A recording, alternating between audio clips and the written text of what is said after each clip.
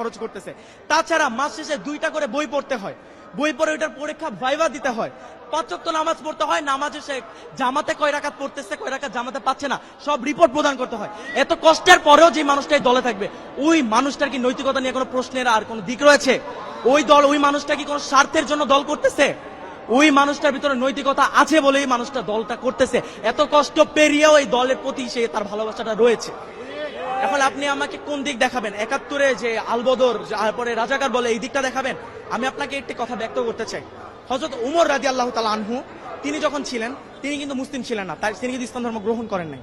পরবর্তীতে মহানবী সাল্লাল্লাহু আলাইহি ওয়াসাল্লাম আল্লাহ তাআলার কাছে নিজে চায় যে তৎকালীন আরবের যে কোনো বড় দুই নেতার একজনকে আল্লাহ আমার করে দাও, এবং মহানবী সাল্লাল্লাহু আলাইহি ওয়াসাল্লামের যে কোরআন সে তিলাওয়াত শুনে সে কিন্তু মুসলিম হয়েছে। এখন কি আপনি তার পাস্টের সাথে তার প্রেজেন্ট তুলনা করবেন? আপনি এতই মূর্খ হয়ে গিয়েছেন? আপনি চেতনা ব্যবসা করবেন?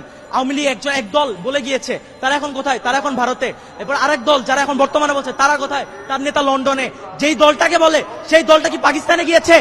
সেই দলটা যায়নি, সেই দলটা ফাঁসির মঞ্চে হাসি মুখে দাঁড়িয়ে গিয়েছে।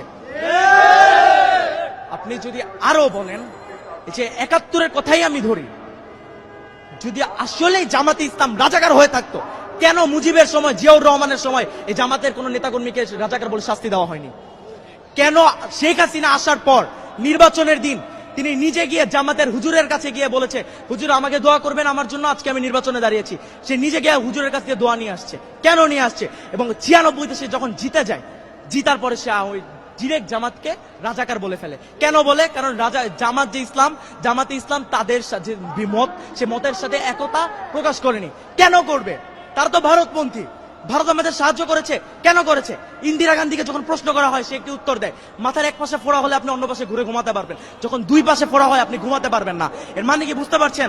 আপনার যখন দুই পাশে ইসলামিক রাষ্ট্র হবে তখন আপনি থাকতে পারবেন না। হিন্দুত্ববাদ আপনি ছড়াতে পারবেন না, পুরো বিশ্বে আপনি মঞ্চে প্রকাশ করতে পারবেন না। সেই কারণে তারা বাংলাদেশের সাহায্য করে। এবং তারা আমার কোন সাহায্যটা করেছে?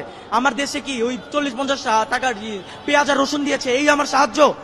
আমি তাদেরকে মাস শেষে আমার 1000 টাকা, বছর শেষে আমি ইলিশ মাছ দিচ্ছি, আমি দিচ্ছি। তারা পুরো ফারাক্কার পানি আমাদের দিয়ে প্লাবিত করে ফেলতেছে আমার বাংলাদেশকে। আমরা কোনো কথা বলতেছি না। আরো যদি আমরা দেখি, তারা আমাদের দেশটাকে নিজেদের অঙ্গরাজ্য তৈরি করতে চেয়েছে, আর তারা আমাদের দেশের মাঝখান দিকে রেল বানিয়ে ফেলবে। এমন আমাদের ইতিহাস যা বলে, একটা রাষ্ট্র এরকম ভাবে যখন একটা দেশের মাঝখানে চলে আসে, ওই রাষ্ট্রের ওই ইন্ডিভিজুয়াল ওই জায়গাটা ওই রাষ্ট্রের আওতায় থাকে না, ওইটা যেই দেশের আওতায় চলে যায়, যেই দেশের বানায় ওই দেশের আওতায় চলে যায়। এবং তারা এই ভারতের দালাল ছিল।